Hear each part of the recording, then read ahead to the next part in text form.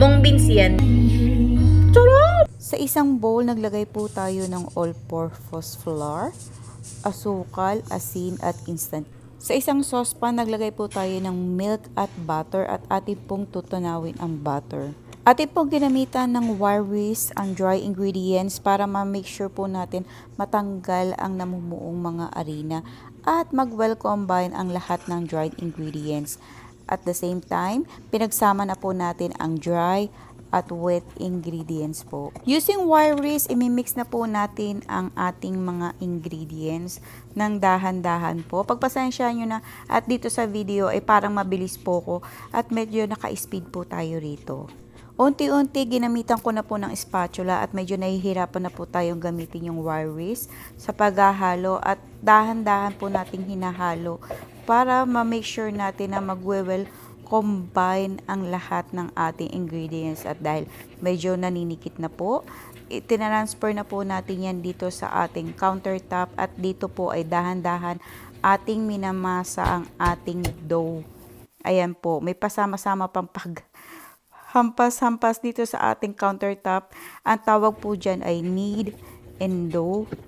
Kailangan po nating i-knead ng mabuti ang ating dough at pagkatapos i-knead, nilagyan po natin ng konting oil at ating pong i-rest for 1 hour ang ating dough. Tinakpan ko po ng cling wrap, ayan, sa ating bowl, sa isang malinis na bowl. Ito nga po pala ang ating munggo filling. Hindi ko na po nabidyohan kung paano ko siya niluto. Munggo lang po iyon at condensed milk. Pinaghalo ko lang po sa saucepan at niluto. At kaya po tayo nakagawa ng munggo filling. After 1 hour ng pagka-rest ng ating tinapay, ready to cut na po at tinimbang ko lang ito ng 45 kada isa.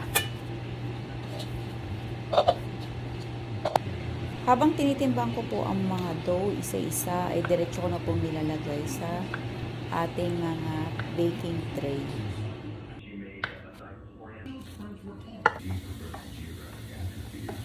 Nang matapos po tayo sa pagtitimbang ng mga dough, ready na po tayo for filling, paglalagay ng filling. At dito po ay medyo nahirapan po ako dahil first time ko po maglagay ng filling sa dough. Struggle is real. Medyo nahirapan po talaga ako. At dahil wala rin po akong rolling pin, so gumana na naman po ang pagiging Pinoy ko. Hanap tayo ng paraan, gawa-gawa ng paraan, reusable. Ito nga po pala yung sinasabi kong para-paraan na ginawa ko. Gumana ang pagiging Pinoy ko dyan, ba? Diba? Huwag po kayong mag-alala at malinis po yung ginamit ko. So, after kong makot lahat ng filling sa ating dough, ito na po at iko-coating naman natin ng breadcrumbs. Ayan po, paikot-ikot lang natin dito sa breadcrumbs. After malagyan lahat, ready for baking na po tayo. 375 degree Fahrenheit. For 15 minutes, i-bake na po natin ang iba-iba nating tinapay. Ayan po. At isasala na natin sa oven.